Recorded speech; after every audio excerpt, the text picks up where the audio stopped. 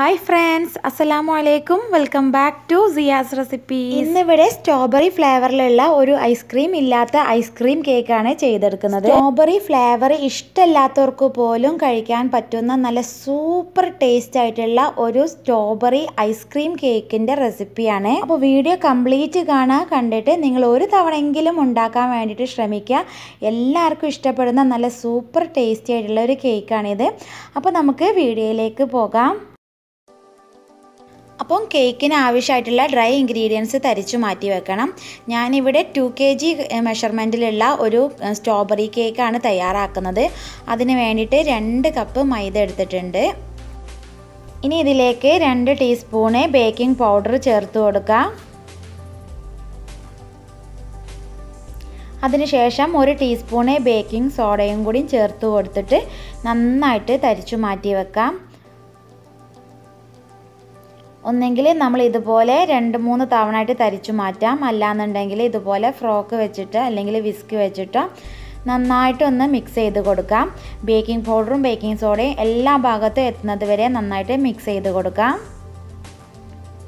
Next wet ingredients ആണ്. ഞാൻ ഈ ഒരു കേക്ക് ഉണ്ടാക്കാൻ വേണ്ടിയിട്ട് 8 എഗ്ഗ് എടുത്തിട്ടുണ്ട്. എഗ് വൈറ്റും എഗ് യോക്കും സെപ്പറേറ്റ് ആക്കി വെച്ചിട്ടുണ്ട്. ഇനി എഗ് യോക്കിലേക്ക് 2 ടീസ്പൂണ് വാനില എസൻസ് ചേർത്ത് കൊടുക്കുകയാണ്. എഗ് യോക്ക് നമ്മൾ മിക്സ് ചെയ്യുമ്പോൾ തന്നെ വാനില എസൻസ് ചേർത്ത് കൊടുക്കുക. അങ്ങനെ ചെയ്തെടുക്കുമ്പം എഗ്ഗിൻ്റെ സ്മെല്ലൊന്നും ഒട്ടും തന്നെ ഇല്ലാതായി കിട്ടും. ഇനി എഗ് വൈറ്റിലേക്ക് 2 പിഞ്ച് സാൾട്ട് ചേർത്ത് കൊടുക്കാം. അതിനുശേഷം ജസ്റ്റ് ഒന്ന് ബീറ്റ് ചെയ്തെടുക്കാം. അത്യാവശ്യം നന്നായിട്ട് എഗ് വൈറ്റ് പതഞ്ഞ് പൊന്തിയതിന് ശേഷം മാത്രം ഷുഗർ ആഡ് ചെയ്ത് കൊടുത്താൽ മതി. അപ്പോൾ ഇവിടെ നന്നായിട്ട് പതഞ്ഞ് പൊന്തിയിട്ടുണ്ട്. അതിനുശേഷം ഞാൻ 2 കപ്പ് പൊടിച്ച പഞ്ചസാരയാണ് ചേർത്ത് കൊടുക്കുന്നത്. കുറേശ്ശായിട്ട് ചേർത്ത് കൊടുക്കാം. 2-3 തവണ ആയിട്ട് ചേർത്ത് കൊടുക്കുക. എന്നിട്ട് നന്നായിട്ട് സ്റ്റിഫായിട്ട് ബീറ്റ് ചെയ്തെടുക്കുക. അപ്പം ബീറ്റ് ചെയ്ത് വന്നപ്പോൾ തന്നെ എഗ് വൈറ്റ് അത്യാവശ്യം ഉണ്ടായിരുന്നു. അതുകൊണ്ട് ബൗൾ ഞാൻ മാറ്റി കൊടുത്തിട്ടുണ്ട്. ഇനി ഇതിലേക്ക് എഗ് യോക്ക് ചേർത്ത് കൊടുക്കണം.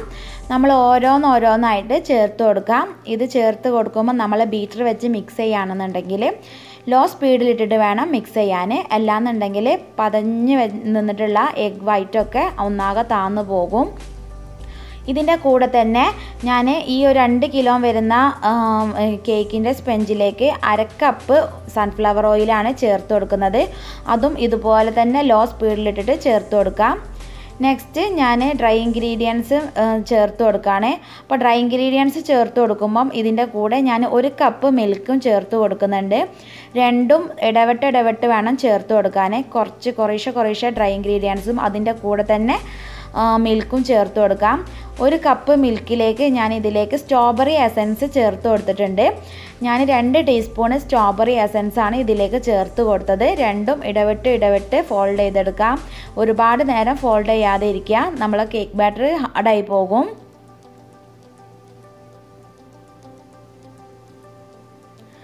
അപ്പോൾ കേക്ക് ബാറ്റർ ഇവിടെ നന്നായിട്ട് റെഡി ആയിട്ട് വന്നിട്ടുണ്ട്. ഇതുപോലത്തെ ഒരു ലൂസി കൺസിസ്റ്റൻസിയിലായിരിക്കണം ബാറ്റർ, എങ്കിൽ മാത്രമേ കേക്ക് നല്ല സോഫ്റ്റ് ആയിട്ട് കിട്ടുള്ളൂ. ഇത് ഞാനൊരു 10 ഇഞ്ചിൻ്റെ റൗണ്ട് ഷേപ്പ് മോൾഡിലാണ് ഒഴിച്ചു വെക്കുന്നത്. താഴ്ഭാഗത്തും സൈഡ്സിലും ബട്ടർ പേപ്പർ വെച്ചിട്ട് ഗ്രീസ് ചെയ്തിട്ടുണ്ട്. ഇനി നന്നായിട്ട് ടാപ്പ് ചെയ്യുക. എയർ ബബിൾസൊക്കെ കംപ്ലീറ്റ് പോകുന്നത് വരെ നന്നായിട്ടൊന്ന് ടാപ്പ് ചെയ്തിട്ട് വെക്കുക. എന്നിട്ട് പ്രീ ഹീറ്റ് ചെയ്തിട്ടുള്ള ഒരു സോസ് പാനിലേക്ക് ഇറക്കി വെക്കുകയാണ്. മീഡിയം ഫ്ലെയിമിൽ 5 മിനിറ്റ് പ്രീ ഹീറ്റ് ചെയ്തിട്ടുള്ള സോസ് പാനാണ്. ഇതിൻ്റെ ഉള്ളിൽ ഒരു റിങ് വെച്ച് കൊടുത്തിട്ടുണ്ട്. ഇതിലേക്ക് ഞാൻ കേക്ക് ബാറ്റർ ഇറക്കി വെച്ച് കൊടുക്കുകയാണ്. എന്നിട്ട് ലോ ഫ്ലെയിമിൽ 30 മുതൽ 35-40 മിനിറ്റ് വരെയാണ് കുക്ക് ചെയ്തെടുക്കുന്നത്. ഈ ഒരു കേക്ക് കുക്കായി വരുന്ന സമയം കൊണ്ട് നമുക്ക് ഇതിലേക്കുള്ള ഐസ്ക്രീം ഫില്ലിങ്സ് തയ്യാറാക്കിയെടുക്കാം. അപ്പോൾ ഐസ്ക്രീം ഇല്ലാതെയാണ് ഈ ഒരു ഐസ്ക്രീം കേക്ക് തയ്യാറാക്കുന്നത്. അപ്പോൾ അതിന് വേണ്ടിയിട്ട് ഞാനൊരു സോസ് പാനിലേക്ക് 2 കപ്പ് മിൽക്ക് ചേർത്ത് കൊടുക്കുന്നുണ്ട്. 2 കപ്പ് എന്ന് പറഞ്ഞാൽ 500 ml മിൽക്കാണ് ചേർത്ത് കൊടുക്കുന്നത്. ഇതിലേക്ക് മധുരത്തിന് ആവശ്യമായിട്ടുള്ള മിൽക്ക് മെയ്ഡ് ചേർത്ത് കൊടുക്കുക. അപ്പോൾ ഇനി മിൽക്ക് മെയ്ഡ് കയ്യിലില്ല എന്നുണ്ടെങ്കിൽ പഞ്ചസാര ചേർത്ത് കൊടുത്താലും മതി. പക്ഷേ മിൽക്ക് മെയ്ഡ് ആകുമ്പം കൂടുതൽ ടേസ്റ്റ് ആയിരിക്കും. നമുക്ക് എത്രത്തോളം മധുരം വേണോ അത്രത്തോളം ചേർത്ത് കൊടുക്കുക. കാരണം ഇത് നന്നായിട്ട് ചൂടാറി കഴിഞ്ഞിട്ടുണ്ടെങ്കിൽ മധുരം കുറച്ച് കുറഞ്ഞ മാതിരി തോന്നും. അതുകൊണ്ട് അത്യാവശ്യം മിൽക്ക് മെയ്ഡ് തന്നെ ചേർത്ത് ചേർത്ത് കൊടുക്കാം. ഇനി ഇതിലേക്ക് കസ്റ്റാർഡ് പൗഡർ 2 ടേബിൾ സ്പൂൺ ചേർത്ത് കൊടുക്കുന്നുണ്ട്. കസ്റ്റാർഡ് പൗഡർ ഒന്ന് മിക്സ് ചെയ്യാൻ വേണ്ടിയിട്ട് ഒരു 1/4 കപ്പ് മിൽക്കും കൂടി ചേർത്തിട്ട് നന്നായിട്ട് കട്ടകളൊന്നും ഇല്ലാതെ മിക്സ് ചെയ്തെടുക്കുകയാണ്. അപ്പോൾ കസ്റ്റാർഡ് പൗഡറൊക്കെ യൂസ് ചെയ്യണവർക്ക് അറിയാം ഈ ഒരു കസ്റ്റാർഡ് പൗഡർ ഡയറക്റ്റായിട്ട് മിൽക്കിൽ ചേർത്ത് കൊടുക്കാൻ പാടില്ല എന്നുള്ളത്. അപ്പോൾ അറിയാത്തവർക്ക് വേണ്ടി ജസ്റ്റ് ഒന്ന് പറയുകയാണെങ്കിൽ ഇതുപോലെ തന്നെ ചേർത്ത് കൊടുക്കുക. നമ്മൾ ഡയറക്റ്റായിട്ട് മിൽക്കിലേക്ക് കസ്റ്റാർഡ് പൗഡർ ചേർത്ത് കൊടുത്തിട്ടുണ്ടെന്നുണ്ടെങ്കിൽ ഈ കസ്റ്റാർഡ് പൗഡർ ഒന്നാകെ കട്ട കുത്തി നാശമായി പോകും. അപ്പോൾ ഇതുപോലെ ചെറിയ ബൗളിലേക്ക് കുറച്ച് മാത്രം എടുത്തിട്ട് ചേർത്ത് കൊടുക്കാം. ഒട്ടും കട്ടകളില്ലാതെ വേണം നമ്മൾ ഈ ഒരു കസ്റ്റാർഡ് പൗഡറിൻ്റെ മിക്സ് പാലിലേക്ക് ചേർത്ത് കൊടുക്കാൻ. അപ്പോൾ പാൽ ഇവിടെ നന്നായിട്ട് തിളച്ച് വന്നിട്ടുണ്ട്. അതിനുശേഷം ഞാൻ ലോ ഫ്ലെയിമിൽ ഇട്ട് കൊടുത്തിട്ട് കസ്റ്റാർഡ് പൗഡറിൻ്റെ മിക്സ് ചേർത്ത് കൊടുക്കുകയാണ്. മിക്സ് ചേർത്ത് കൊടുക്കുമ്പോൾ ഇതുപോലെ കൈയെടുക്കാതെ നന്നായിട്ട് ഇളക്കി കൊടുക്കണം. പെട്ടെന്ന് തന്നെ അടി പിടിക്കാൻ ചാൻസ് ഉണ്ട് കസ്റ്റാർഡ് പൗഡറിൻ്റെ ഈ ഒരു മിക്സ്. അപ്പം നമ്മൾ നോൺ സ്റ്റിക്ക് പാൻ എടുക്കുകയാണെന്നുണ്ടെങ്കിൽ നമുക്ക് നല്ല കറക്റ്റായിട്ട് ഒട്ടും തന്നെ അടി പിടിക്കാതെ കിട്ടും. ഇനി അല്ലാതെ നോൺ സ്റ്റിക്ക് പാൻ ഇല്ലയെന്നുണ്ടെങ്കിൽ കുഴപ്പമൊന്നുമില്ല, നമ്മൾ കൂടുതലൊന്നും ശ്രദ്ധിക്കുക. വളരെ ലോ ഫ്ലെയിമിലിട്ടിട്ട് നന്നായിട്ട് കുക്ക് ചെയ്തെടുക്കാം. നന്നായിട്ട് തിക്കായി വരുമ്പോൾ ഞാനിതിലേക്ക് 1/2 കപ്പ് നട്ട്സ് ചേർത്ത് കൊടുക്കുന്നുണ്ട്. ഞാനിപ്പോൾ ഇവിടെ എടുത്തത് കുറച്ച് കാഷ്യും അതുപോലെ തന്നെ ആൽമണ്ടുമാണ് എടുത്തിട്ടുള്ളത്. അപ്പം നമുക്ക് ഏതൊക്കെ നട്ട്സാണോ യൂസ് ചെയ്യാൻ ഇഷ്ടം, നമ്മുടെ കയ്യിൽ ഏതൊക്കെയാണോ ഉള്ളത് അത് ചേർത്ത് കൊടുക്കുക. ഇനിയിപ്പം സാധാരണ നിലക്കടല ആയാലും കുഴപ്പമൊന്നുമില്ല. എന്നിട്ട് നന്നായിട്ട് ടൈറ്റ് ആക്കിയിട്ട് എടുക്കുക. ഒരുപാട് ലൂസി കൺസിസ്റ്റൻസി വേണ്ട, നമ്മൾ നല്ല ടൈറ്റ് ആക്കി എടുക്കാം. ഇതിൻ്റെ കൂടെ തന്നെ ഒരു 2 ഡ്രോപ്പ് വാനില എസൻസും ചേർത്ത് കൊടുക്കണം. ചൂടോടുകൂടി ഇത്രയും ടൈറ്റ് ഉണ്ടെന്നുണ്ടെങ്കിൽ ചൂടാറിക്കഴിഞ്ഞാൽ ഇതിനേക്കാളും ഒന്ന് കുറുകി വരും. അപ്പോൾ നന്നായിട്ട് കുറുകി വന്നെങ്കിൽ മാത്രമേ നമുക്ക് കേക്കിൻ്റെ ഉള്ളിൽ ഫില്ലിങ്സ് ആക്കിയിട്ട് വെക്കാൻ പറ്റുള്ളൂ. അല്ലാന്നുണ്ടെങ്കിൽ പുറത്തേക്ക് ഇതിങ്ങനെ ഒലിച്ചു വരും. ആ ഒരു കാര്യം കൊണ്ടാണ് ഇത് ടൈറ്റായിട്ട് വേണമെന്ന് പറയുന്നത്. അങ്ങനെ കേക്കൊക്കെ ഇവിടെ ചൂടാറി വന്നിട്ടുണ്ട്. ഇനി നമുക്ക് ഫ്രോസ്റ്റിംഗ് ചെയ്തെടുക്കാം. കേക്ക് ഞാൻ ഇവിടെ 3 ലെയേഴ്സായിട്ട് കട്ട് ചെയ്തിട്ടുണ്ട്. ഇതിലേക്കുള്ള മിൽക്ക് സിറപ്പാണ് 1 കപ്പ് മിൽക്ക്, 1 കപ്പ് വെള്ളം, അതുപോലെ തന്നെ 1/2 കപ്പ് മിൽക്ക് മെയ്ഡും ചേർത്തിട്ടുള്ള ഒരു മിൽക്ക് സിറപ്പാണ് എടുത്തിട്ടുള്ളത്. അപ്പോൾ ഞാൻ ഫസ്റ്റ് ലെയർ ഇവിടെ വെച്ച് കൊടുത്തിട്ടുണ്ട്. നന്നായിട്ട് മിൽക്ക് സിറപ്പ് വെച്ചിട്ട് വെറ്റ് ചെയ്തെടുക്കാം. കേക്ക് നന്നായിട്ട് വെറ്റ് ചെയ്തതിന് ശേഷം ഇതിൻ്റെ മുകളിലായിട്ട് കുറച്ച് വിപ്പിംഗ് ക്രീം സ്പ്രെഡ് ചെയ്ത് കൊടുക്കാം. വിപ്പിംഗ് ക്രീം ഇതുപോലെ പൈപ്പിംഗ് ബാഗിൽ വെച്ചിട്ടുണ്ടെന്നുണ്ടെങ്കിൽ നമുക്ക് പെട്ടെന്ന് തന്നെ സ്പ്രെഡ് ചെയ്യാൻ കഴിയും. എല്ലാ ഭാഗത്തും ഈക്വൽ ആക്കാൻ വേണ്ടിയിട്ട് ഇതുപോലെ ഒരു ഐസിങ് നൈഫ് വെച്ചിട്ട് നന്നായിട്ടൊന്ന് ഈക്വൽ ആക്കിയെടുക്കാം. നമ്മൾ മുകൾ ഭാഗം ഈക്വൽ ആക്കുന്ന കൂടുതൽ തന്നെ സൈഡ് ഭാഗവും ഈക്വൽ ആക്കിയെടുക്കാം. അതിനുശേഷം ഞാൻ സൈഡ് ഭാഗത്ത് മാത്രമായിട്ട് കുറച്ചും കൂടി വിപ്പിംഗ് ക്രീം ചേർത്ത് കൊടുക്കുന്നുണ്ട്. എന്നിട്ട് നടുഭാഗത്തായിട്ടാണ് നമ്മൾ നേരത്തെ ഉണ്ടാക്കിയിട്ടുള്ള കസ്റ്റാർഡ് മിക്സ് ചേർത്ത് കൊടുക്കുന്നത്. എന്നിട്ട് എല്ലാ ഭാഗത്തും എത്തുന്നത് വരെ ഈക്വൽ ആക്കുന്നത് വരെ ഒരു ഐസിങ് നൈഫ് വെച്ചിട്ട് ഈക്വൽ ആക്കിയെടുക്കാം.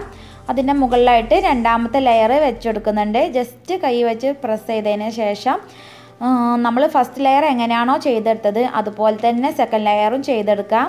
ഫസ്റ്റ് ഷുഗർ സിറപ്പ് വെച്ചിട്ട് വെറ്റ് ചെയ്തെടുത്തതിന് ശേഷം അതിൻ്റെ മുകളിലായിട്ട് കുറച്ച് വിപ്പിംഗ് ക്രീം സ്പ്രെഡ് ചെയ്ത് കൊടുക്കാം.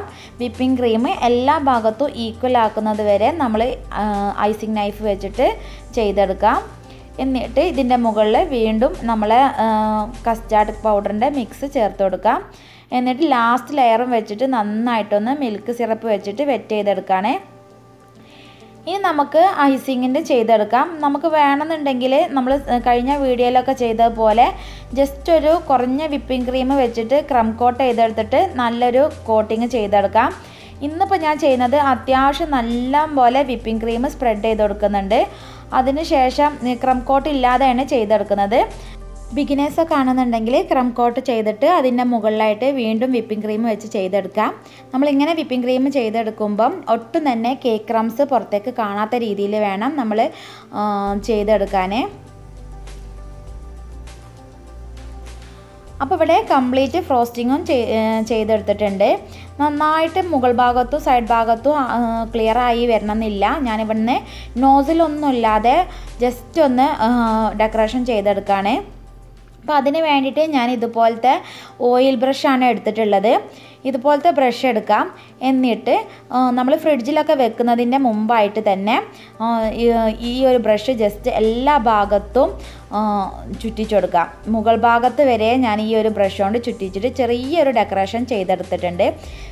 അപ്പോൾ ദാ ഇവിടെ കംപ്ലീറ്റും ഞാനിങ്ങനെ ഒരു ഡെക്കറേഷൻ ചെയ്തെടുത്തിട്ടുണ്ട്. നോസിലൊന്നും ഇല്ലാതെ തന്നെ നമുക്ക് ഇന്ന് നല്ല പെർഫെക്റ്റ് ആയിട്ട് കേക്ക്സുകളൊക്കെ ചെയ്തെടുക്കാവുന്നതേ ഉള്ളൂ. ഇനി ഇത് നന്നായിട്ട് ഫ്രിഡ്ജിൽ വെച്ച് സെറ്റായി വരട്ടെ. അതിനുശേഷം ഇതുപോലെ റെഡ് കളറ് വിപ്പിംഗ് ക്രീമിൽ സ്പ്രെഡ് ചെയ്തിട്ട് മിക്സാക്കി കൊടുത്തിട്ടുണ്ട്. എന്നിട്ട് ഞാൻ ഈ ഒരു രീതിയിൽ ചെയ്തെടുക്കുകയാണ്. കേക്കിൻ്റെ നടുഭാഗത്തായിട്ടാണ് ഈ ഒരു ഡെക്കറേഷൻ ചെയ്തെടുക്കുന്നത്. കംപ്ലീറ്റും വിപ്പിംഗ് ക്രീം സ്പ്രെഡ് ചെയ്തതിന് ശേഷം ഇതുപോലെ ഒരു കാർഡ് വെച്ചിട്ട് വലിച്ചു കൊടുക്കുകയാണ്. ഇതുപോലെ നമ്മൾ ചെയ്തെടുക്കുമ്പം ഒട്ടും തന്നെ വൈറ്റ് വിപ്പിംഗ് ക്രീമിലേക്ക് എത്തരുത്. ചെറുതായിട്ട് ജസ്റ്റ് ഒന്ന് സ്പ്രെഡ് വലിച്ചു കൊടുത്താൽ മാത്രം മതി. അതിനുശേഷം മുകൾ ഭാഗം ഇതുപോലെ ബ്രഷ് വെച്ചിട്ട് ഒന്ന് ക്ലിയർ ആക്കി കൊടുക്കുകയാണ്. അപ്പം ഫസ്റ്റ് തന്നെ നമ്മൾ കേക്ക് നന്നായിട്ട് ഫ്രിഡ്ജിൽ വെച്ച് സെറ്റ് ആയതിനു ശേഷം മാത്രമേ ഈ ഒരു റെഡ് വിപ്പിംഗ് ക്രീം ചെയ്തെടുക്കാൻ പറ്റുള്ളൂ. അപ്പോൾ ഇതാ മുകൾ ഭാഗത്ത് ഞാൻ നെയിംസൊക്കെ എഴുതിയിട്ടുണ്ട്. കേക്കിൻ്റെ ഓൾമോസ്റ്റ് പണികളൊക്കെ ചെയ്ത് കഴിഞ്ഞിട്ടുണ്ട്. ഇനി ഡെലിവറി ചെയ്യുന്നതിൻ്റെ കുറച്ച് മുൻപായിട്ട് മാത്രം നമ്മൾ ഇതുപോലെ ഫ്ലവേഴ്സൊക്കെ വെച്ച് കൊടുക്കാം. അപ്പോൾ ഇതാണ് ഇന്നത്തെ ഐസ്ക്രീം ഇല്ലാത്ത സ്ട്രോബെറി ഐസ്ക്രീം കേക്ക്. അപ്പം എന്തായാലും തീർച്ചയായിട്ടും എല്ലാവരും ഒന്ന് ഒരു തവണയെങ്കിലും ഇതുപോലെ ചെയ്തെടുക്കാം. അപ്പോൾ ഇതിൻ്റെ മെഷർമെൻറ്റ് എന്തൊക്കെയാണെന്നുള്ളത് ഞാൻ ഡിസ്ക്രിപ്ഷൻ ബോക്സിൽ ഡീറ്റെയിൽ ആയിട്ട് കൊടുക്കാം. അപ്പോൾ ഇതൊരു 2 kg കേക്കാണ്. അപ്പോൾ 1 kg വേണമെന്നുണ്ടെങ്കിൽ ഇതുപോലെ മെഷർമെൻറ്റ്സൊക്കെ പകുതി എടുത്താൽ മതി. അപ്പോൾ ഇന്നത്തെ വീഡിയോ എല്ലാവർക്കും ഇഷ്ടമായി എന്ന് വിചാരിക്കുന്നു. ഇഷ്ടമായിട്ടുണ്ടെങ്കിൽ ലൈക്ക് ചെയ്യാനും ഷെയർ ചെയ്യാനും മറക്കരുത്. പിന്നെ ചാനൽ ആദ്യമായിട്ട് കാണുന്നവരാണെന്നുണ്ടെങ്കിൽ പ്ലീസ് സബ്സ്ക്രൈബ് ചെയ്യുക. Thanks for watching.